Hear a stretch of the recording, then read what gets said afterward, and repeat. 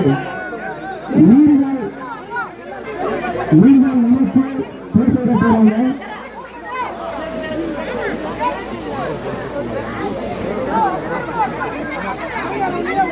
மகிழ்ச்சி முதல்ல கல்வி, அடுத்தது பதினீர், அடுத்தது நீரினால நம்முடைய தெய்வ பணியை நினைத்து கழுவி இப்பொழுது பூசை வைத்துக் கொண்டிருக்கிறார்கள்.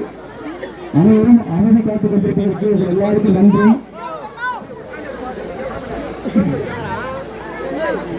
நமது உணவு நமது உரிமை. இந்த கல்வி நம்ம பணிக்கு படிப்பதும், நம்முடைய தெய்வத்துக்கு படிப்பதும், நம்முடைய முன்னோர்களுக்கு படிப்பதும் நம்முடைய உரிமை. இதை யாரும் தடை செய்ய முடியாது, சட்டத்தாலும் தடை செய்ய முடியாது. அதனால்தான் தமிழ்நாடு மனிதனுக்கு சட்டத்திலும் அதை உரிமையாக கொண்டு வந்து இன்றைக்கு பெண்கள் கொண்டு வந்து இன்னைக்கு கல்வியாலே அபிஷேகம் செய்து இன்னைக்கு கல்லை கடத்தி கொண்டிருக்கிறோம்.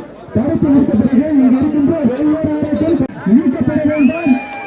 நாம் உரிமை அடைய வேண்டும்.